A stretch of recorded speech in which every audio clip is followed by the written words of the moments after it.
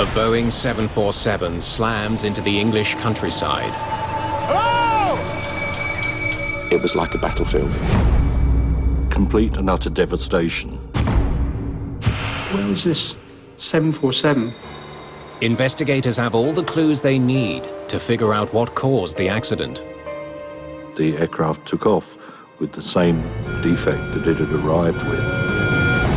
But they can't explain why no one on board did anything to prevent it. They seem to be ignoring the alarms completely.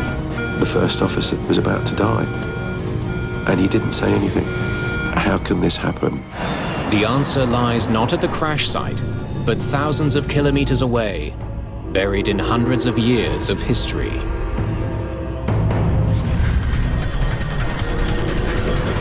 Mayday, mayday.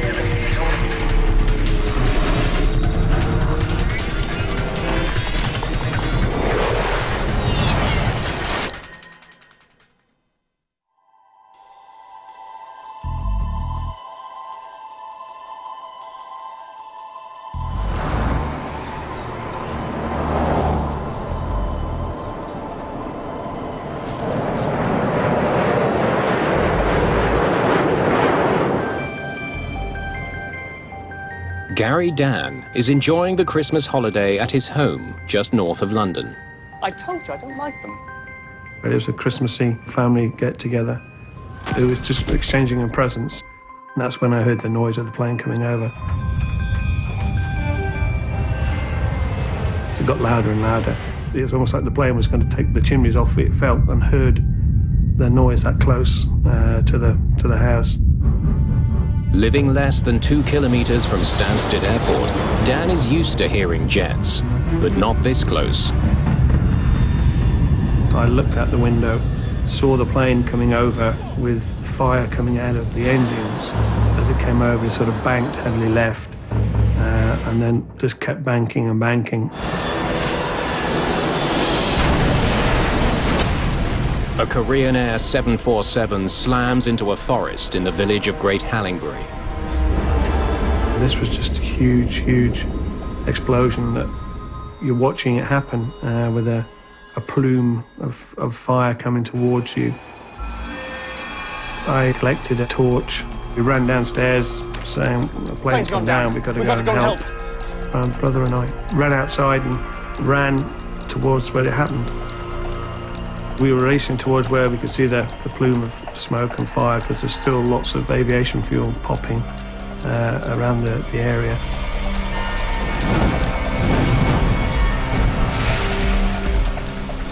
We ran and jumped into a very large crater, just shouting out, Hello! you know, any survivors, please shout. Hello!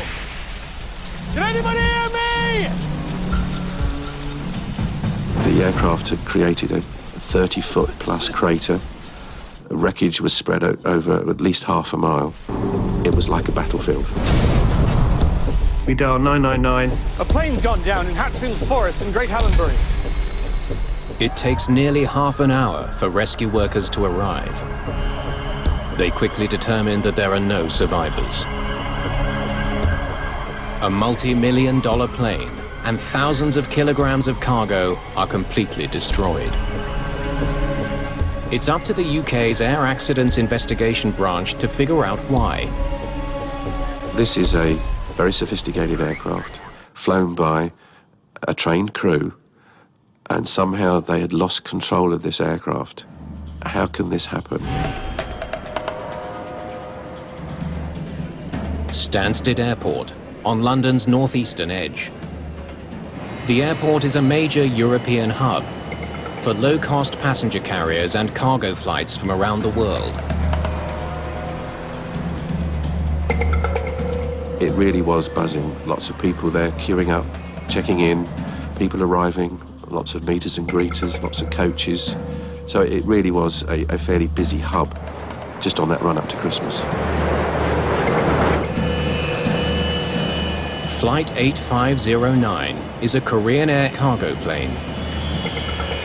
The aircraft was a Boeing 747 freighter.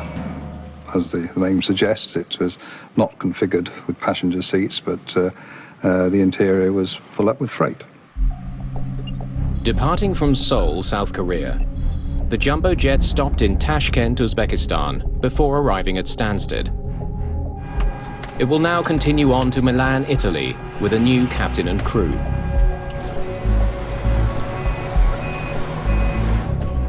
In the hold, a load controller directs the offloading and onloading of cargo.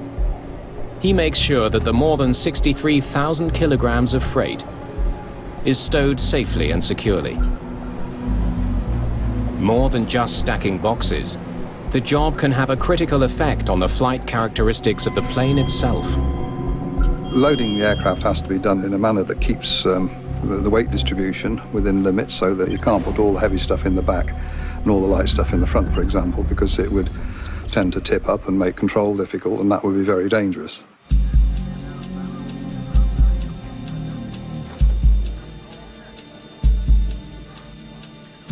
Captain Park Duck-kyu is a highly respected commander. Sir. And a former colonel in the Korean Air Force, with thousands of hours of flying time on the 747. Park Han-kyu is Flight 8509's flight engineer, responsible for monitoring the aircraft's mechanical systems. First Officer Yoon Ki-sik is new to the 747, with 195 hours flying time on the aircraft. On this night, there were the 3 crew and a Korean engineer. The engineer has overseen some minor maintenance work on the aircraft and will now accompany Flight 8509 back to Seoul. All right, gentlemen, if departure goes smoothly, we may just make our scheduled time. Let's proceed. Stansted clearance delivery, Korean Air 8509 requesting clearance to Milan. Korean Air 8509, we have no flight plan. Cannot clear you. Copy that. Stansted, stand by for flight plan. Every commercial airplane needs to file a flight plan before it can leave the ground. Contact our people and get them to refile the flight plan. Hurry up. Ground control. Korean Air 8509 must wait while the document detailing their planned route is filed. As far as the air traffic control system is concerned, it's just another aeroplane. It has to obey all the same operational rules and procedures as any other aircraft, passenger or freight. Korean Air 8509 cleared to Milan via Dover. 6 Romeo. Korean Air 8509 cleared the Dover 6 Romeo, squawk 2230. Now nearly an hour behind schedule, the crew gets clearance to taxi. It's 6:25 p.m. Korean Air 8509, line up on runway 23. Position and hold, runway 23. Korean Air 8509. Captain Park is well aware they have no hope of arriving in Milan on time. Korean 8509, clear takeoff, runway 23. Finally.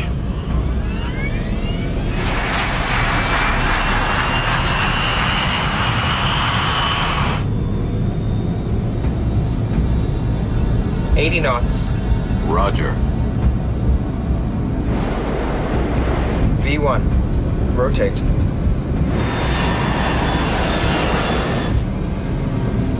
The plane takes off from Stansted Airport at 6:36 p.m.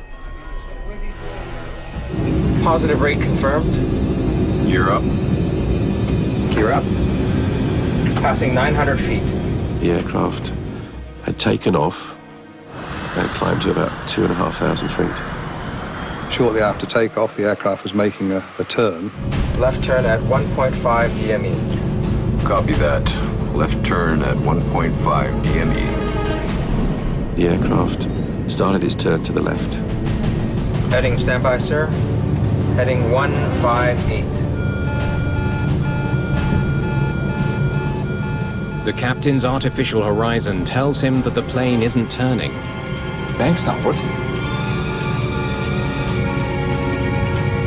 Bank! Bank!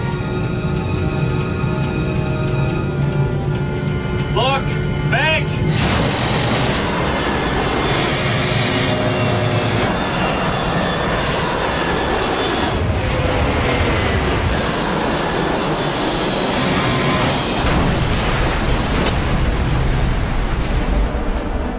For some reason, Flight 8509 has gone from takeoff to total destruction in less than 60 seconds.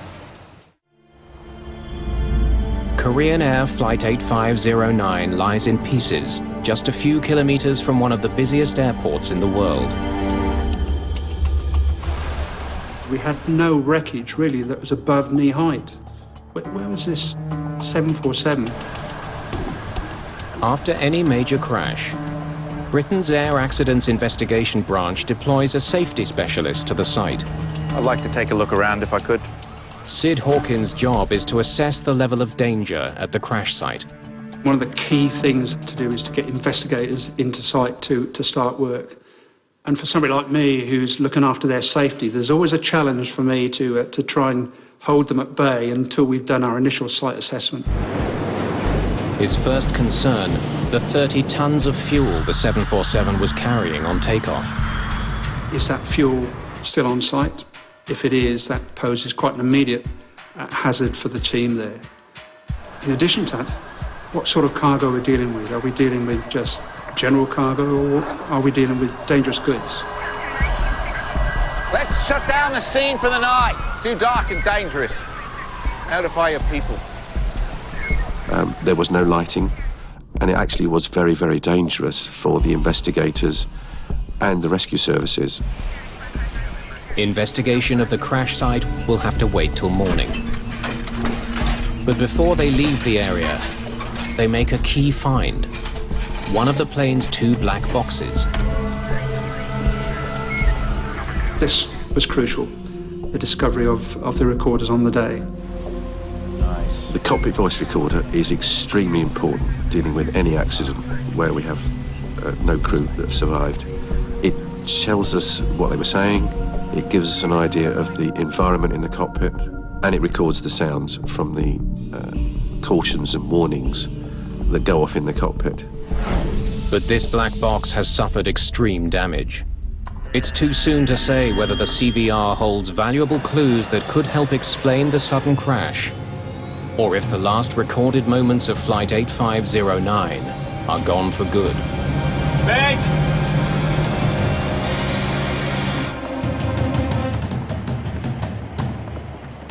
Meanwhile, the AAIB has begun work closer to the Stansted terminal on the airport runway.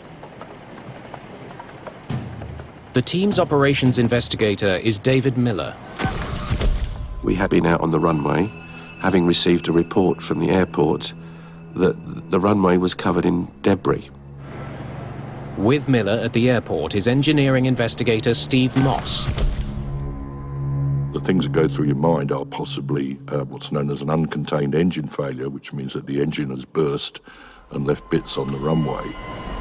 Investigators wonder if the plane actually began to disintegrate on takeoff. Among the small pieces of wreckage on the runway is an especially chilling piece of evidence. Something that looked very much like a human jawbone.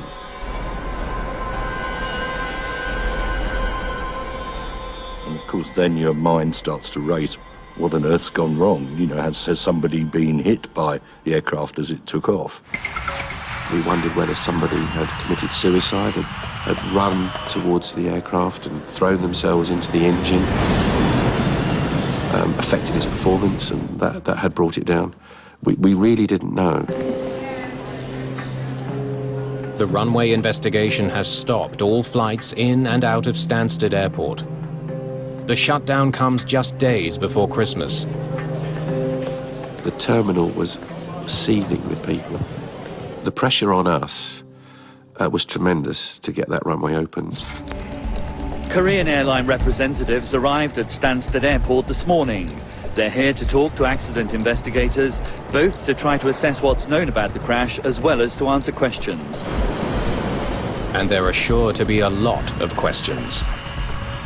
The destruction of Flight 8509 is the 5th major accident for Korean Air in the past 2.5 years. If the AAIB can figure out what happened near Stansted, they may be able to break this deadly pattern. Daylight and the remains of a 747 lying in a path of destruction on the edge of an English village. was a very confusing debris field. It takes a while for one to absorb the scene and to try and make sense of it all. By daylight, they get their first good look at the point of impact. A massive crater surrounded on all sides by scattered debris. In fact, what we were seeing on the runway was debris from the explosion, which had blown debris high into the air and had been carried downwind and just happened to deposit on the runway. The far-flung wreckage also helped solve the mystery of what seemed to be a jawbone on the runway. Closer examination the following morning revealed that it actually was a bit of twisted plastic.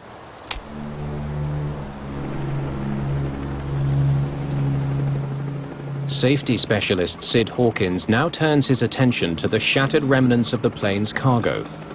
If you can imagine 40, 50 tons of cargo, almost all of it packed in cardboard boxes, and the explosion being so severe that every piece has been destroyed, and it gives you an indication really of just how severe this explosion was. He needs to know if any of it poses a risk to investigators. We had a consignment of corrosive materials. Hawkins learns that Flight 8509 also carried military detonating cord, 2 tons of whiskey, color printer cartridges, even an X-ray machine. But he soon establishes that none of it poses a serious threat.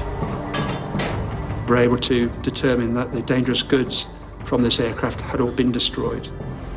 But there is one more significant risk Hawkins must assess, one that stems from the design of the plane itself. We know that this aircraft carries depleted uranium in its tail section, both in the rudder and in the elevators. The 747-200 series uses depleted uranium as ballast to improve stability in flight. But tests show that none of the radioactive material has escaped. You feel then that it's safe enough for the guys to start work. Meanwhile, investigators are still trying to learn if the aircraft broke up before crashing. I did see a glow, which could have been the plane alight. I noticed the engines were on fire before it hit. I explained to the investigators that when I looked out the window, I saw the plane coming over, and then I saw flames coming out of an engine. Dan's observation raises the possibility that the left side engines flamed out, causing the plane to roll to one side. It's safe. But be careful down in through there. To determine if the plane hit the ground intact, they carry out what they call the four corners search. Have we got both wings? Have we got the tailplane? Have we got the fin and rudder? And the answer eventually was yes, we have, and we were satisfied that there had not been a structural failure of the aircraft in the air. While locating the four corners, investigators also discover some very distinctive marks on the ground. It was a long, slender gash, which was made by the wing, and then you could see where the nose had impacted further on. From the shape of the ground marks, you try and understand what attitude the aircraft was in when it hit the ground. The ground scar gives investigators a revealing glimpse into the flight's final seconds.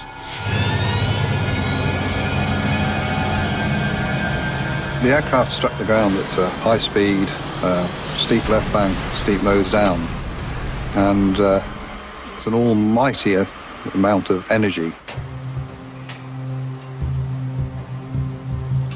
Of course, it could be that somehow or other the pilot's been misled by his instruments and has become what we call disorientated. The team brings some of the aircraft's instruments back to the AAIB labs for examination. We found a few pieces of the ADIs. The ADI, or Attitude Director Indicator, is a flight instrument that displays the plane's bank and pitch. When you're flying at night in cloud, there are no visual cues. So he has an artificial horizon or an attitude direction indicator in front of him. Modern aircraft have 3 instruments, one in front of each pilot and a standby one in the center panel. So if one of them should fail, the pilots can compare their instruments with the standby instrument and see which 2 agree and which one disagrees.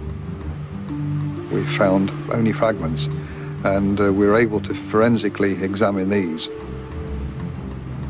They discover that the captain's artificial horizon seems to have malfunctioned. It was showing the plane flying level at the point of impact. That contradicts evidence found at the crash site. But without the plane's flight data recorder, investigators can't explain the discrepancy. What we needed was that recorder to give us the confirmation of the exact flight path of the aircraft. Pre-flight maintenance records would normally shed some light on the situation, but not in this case. Technical log from this flight was not available to us. It had been destroyed in the impact, and unfortunately, a copy was not left at Stansted. It should have been. For more information, investigators interview the crew that flew the plane to Stansted on the previous leg of the flight. I need you to walk me through exactly what happened. They told us that when they departed from Tashkent the day before, in good weather, in daylight conditions, they had to carry out a turn to the left. As the captain commenced the turn, his artificial horizon did not work in roll. In the daylight, the pilot was able to get his bearings from the horizon outside. In order to resolve this issue, the captain selected number 3 as his source, and his instrument worked perfectly. They continued the flight and landed uneventfully at Stansted.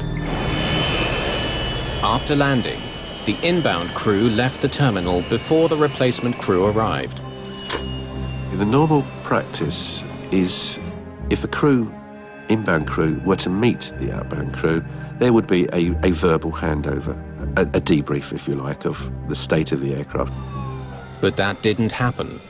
Instead, the only person that heard about the ADI problem is the Korean Air maintenance engineer. Okay, I'll have a look. Korean Airlines had dispatched an engineer to take charge of any work that needed to be done on it. The Korean engineer didn't have the tools he needed for the job, so he enlisted some local help. I need you to remove the captain's ADI. The story of the repair only deepens the mystery. The inbound crew knew they had a faulty instrument and they had it fixed.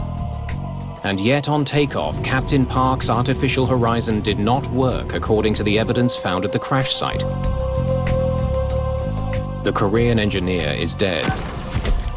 The only person they can ask about the repair is the British mechanic who helped him. The locally based engineer told us he removed the instrument from the panel, unplugged the wires at the back. All right, that's our problem. Can you reset the pin?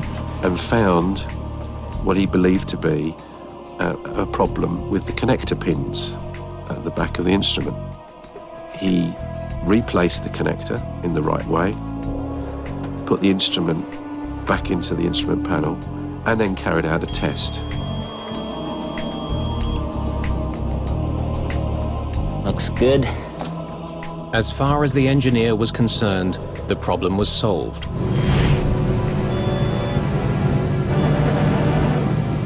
Had the maintenance actions actually fixed the defect? They hope the answer will be found on the flight data recorder. It has finally been recovered at the crash site. To find that in amongst all the wreckage at the bottom of a 30-foot crater took a considerable effort. It took 7 days to find it. But when they download the data, something doesn't add up. The readout is showing that the plane's roll angle never exceeded 2 degrees. Clearly it had gone in to a much steeper roll angle than that, like 90 degrees. So that set the alarm bells ringing. Why should that occur? Why a Korean Air 747 crashed just moments after takeoff from London's Stansted Airport is a mystery investigators are only beginning to unravel.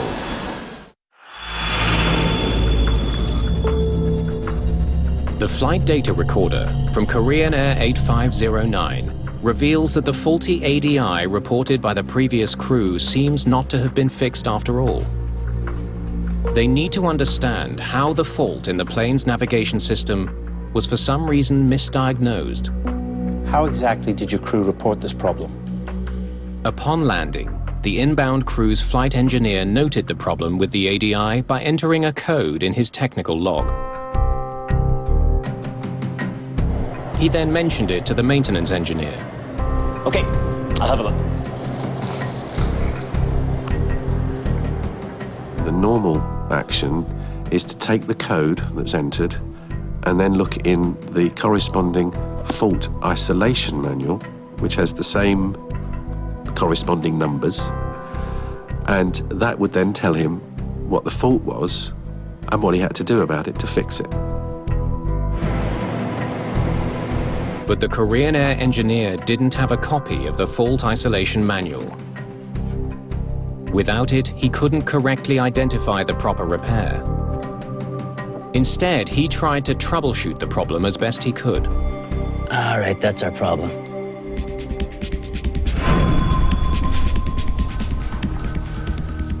This is when we go into the detailed evaluation of the aircraft manual, the component manuals, right down to the wiring manuals.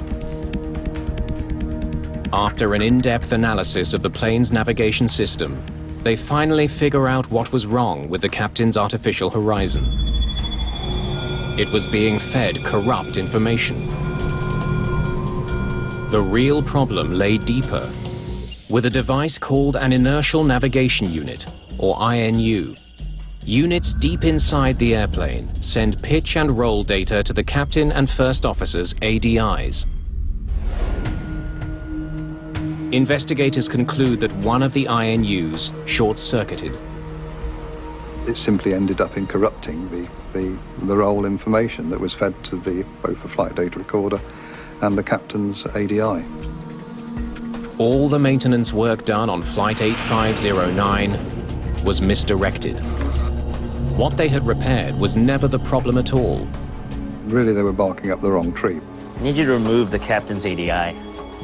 If the fault isolation manual had been available, they might have deduced that the correct maintenance action was to replace the number 1 INU, not the captain's ADI. The rectification action was completely ineffective. The aircraft took off with the same defect that it had arrived with. An instrument failure is a rare occurrence. However, crews are trained to deal with it. Checking each of the 3 ADIs should have allowed the captain to identify the problem. The recorded flight data shows that both the first officer's ADI and the backup instrument displayed the plane's correct bank angle. Only the captain's artificial horizon was wrong. How the crew dealt with that defect in the seconds after takeoff could be the key to understanding why the flight ended in disaster. Investigators finally have new insight into those crucial last moments. Sir. AAIB technicians have salvaged the recording from the badly damaged CVR. 대답해. 얼마나 연결될 것인지 그들이 묻고 있어. 네가 말하기 전에 그들이 무엇을 말하고 있었는지 확실해. One of the most important things that was on that recorder was the sound of a warning horn going off in the cockpit as the aircraft departed from Stansted.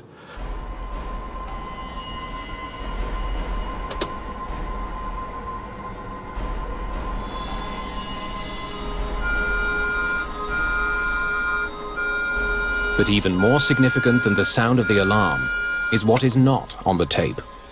They seem to be ignoring the alarms completely. There was no discussion about the fault with the artificial horizon. The alarm is telling the pilots one of their ADIs is malfunctioning. They should check the third instrument to see which ADI is correct. But the pilots remain strangely silent. The flight engineer saw the standby horizon, looked at the other instruments, and actually pointed out this problem to the captain. Bank's not working. But the captain did not respond to that, either in words or deeds. Investigators are also troubled by the fact that the first officer, who had a working ADI, did nothing to save the plane. Why didn't the first officer say anything? Here, he was in a situation where he was about to die. He knew that the instruments were at fault, the comparator buzzer was going off, and he said nothing. Bank! Bank! The co-pilot should have said to the captain, your ADI is not reading correctly. He should have forcefully said to the captain, mine's correct, I have control, let me take control.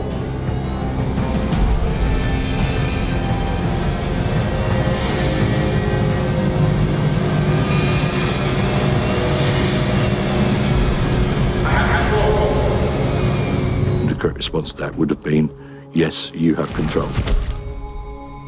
But the co-pilot said nothing. The CVR also answers a lingering question concerning some of the eyewitness accounts of the crash. The CVR gave no indication that there was a fire on board the aircraft. You would have heard of an engine fire bell, which is a very distinctive warning, and we didn't hear that. The fact that some witnesses were wrong doesn't surprise Moss. There's all sorts of things people can see in bad weather conditions at night. Reflections of the aircraft's lights or the navigation lights sometimes can mislead people into thinking there's a fire there.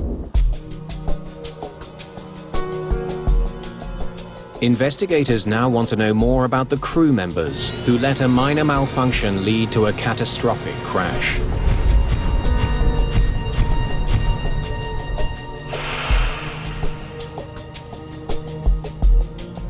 We listened to the words on the tape, but of course they were in Korean. We had the translation in front of us, but it was very difficult to determine the tone of what was said and how it was said. And we had someone who spoke Korean listening to this conversation, telling us the social interaction between the two crew.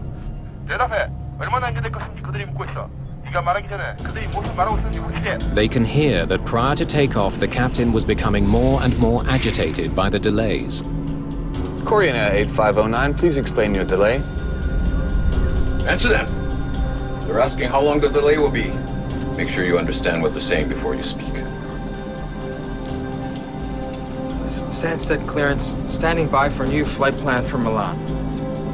The captain was very overbearing. He was very critical of the first officer. And the first officer was quite subservient in this conversation. He did all the listening, the captain did all the talking. So you'd say he's being condescending? Miller can't help but wonder what would have happened if the captain had listened to the engineer's warning. He wants to know if there was enough time to save the plane. Using a flight simulator and data from the flight recorder, they recreate the entire flight. The simulation reveals that impact with the ground was not inevitable. It was possible, just possible, to recover the aircraft about 500 feet above the ground, doing about 260 knots at 80 degrees a bank. If you knew what was happening, you could have just recovered that aircraft, just skimming the ground in doing so. The results convince Miller and his team that they need to better understand how Korean Air trains its flight crews. It was obvious from this accident that the crew interaction played a big part in this accident, so we needed to go to Korea to see how the crew were trained. In Korea, Miller gets an opportunity to observe Korean Air flight training firsthand.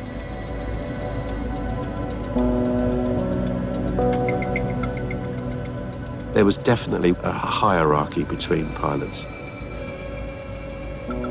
The captain was supposedly the older, the wiser, the more experienced, and the first officer was the younger, inexperienced apprentice. Crews were working in a very procedural way. There was not really much free thinking to deal with an unusual situation. The crew dynamic observed in the Korean training session is strikingly similar to what was recorded in the cockpit of Flight 8509. Investigators dig into Captain Park's personal history. A lot of the captains in Korean Air were people that had developed their skills in the military. Captain Park had been a colonel, a pilot with a distinguished career flying small, lightweight fighter jets. Korean culture at the time suggested that these pilots needed to hold a position that was commensurate with the rank that they had when they were in the military. So it would be a great loss of face for a colonel in the military to be given the job of a first officer. He would go into the company as a captain. Park became a captain even though his experience was flying solo in fighter jets, not as part of a crew on large commercial jets.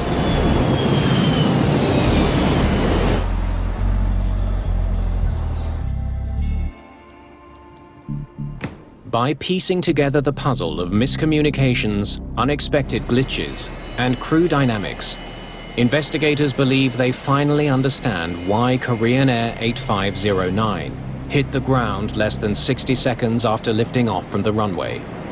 This is inexcusable. If we hit one more delay. Korean 8509, clear takeoff runway 23. Clear for takeoff runway 23. Korean 8509. Clear for takeoff. Finally.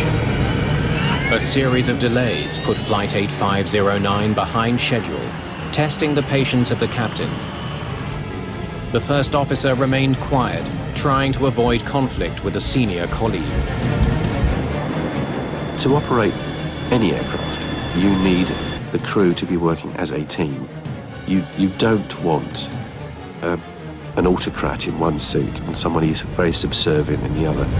V1. Rotate.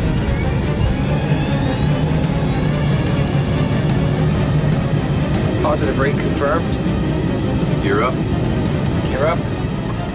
You have to have the crew talking to each other, feeling free to comment and criticise if necessary what the other's doing. The critical moment came as the captain turned his control column to the left.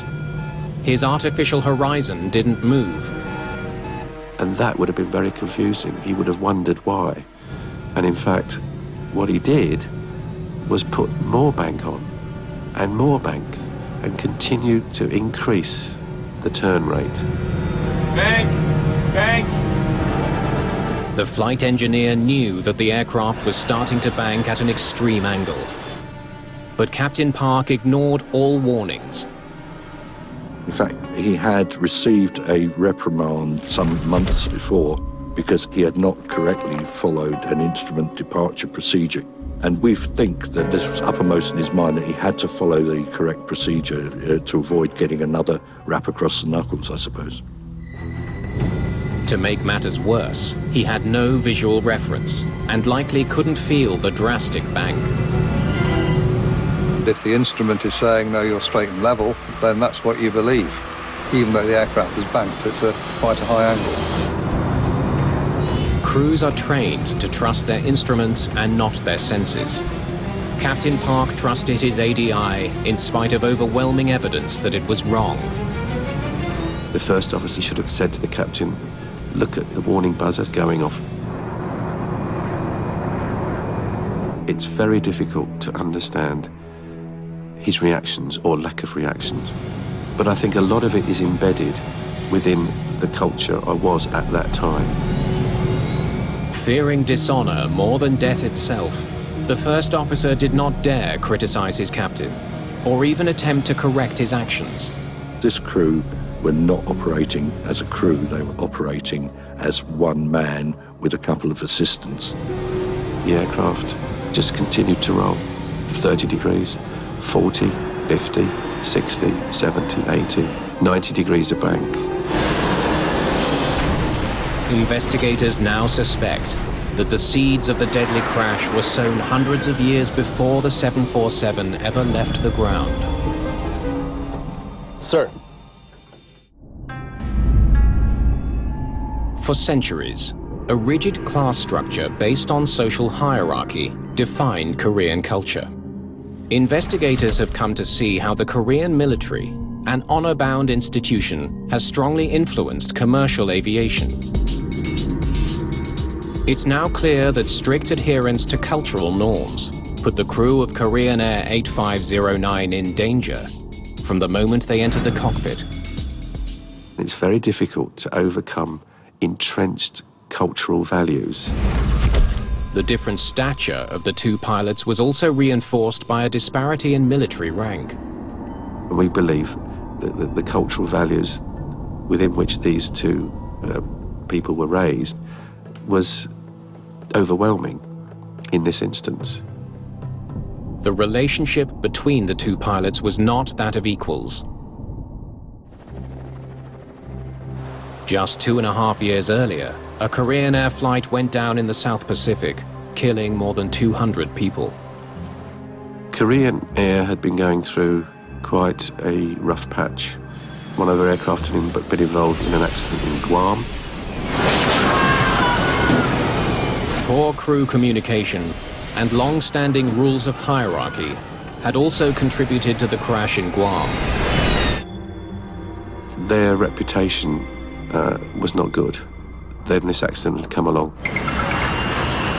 The US military stops using Korean Air to ferry its personnel in the Pacific region. The airline comes under strict scrutiny around the world. With the crash of Flight 8509, Korean Air's reputation is in ruins. At a news conference, the Korean airline officials made the startling admission that military pilots, many of whom were recruited by the airline, sometimes take unnecessary risks. Despite all the negative publicity for the struggling airline, investigators see a way to help Korean Air overcome its safety problems. I think all accidents have a lesson or lessons to be learned that will improve aviation safety. The AAIB recommends that all imported training materials be modified to better accommodate Korean culture. Korean Air's training programs are radically overhauled to improve pilot performance and foster a completely new culture within the cockpit. After the accident in 1999, Korean Air, I believe, entered into a significant program to improve its safety record. That company have introduced a much more rigorous process, and they really have invested very, very heavily in the flight safety aspects that came out of this accident. In this case, the issues of communication, the issues of how aircraft are maintained, and also the very important conclusions regarding cockpit resource management. The statistics show that the safety record of Korean Air since these events around 1999 is such that it is now regarded as a very safe airline. As a direct result of the crash of Flight 8509, Korean Air has been completely transformed. Since 1999, the airline has not had a single crash or fatality. It has become one of the most highly regarded airlines in the world.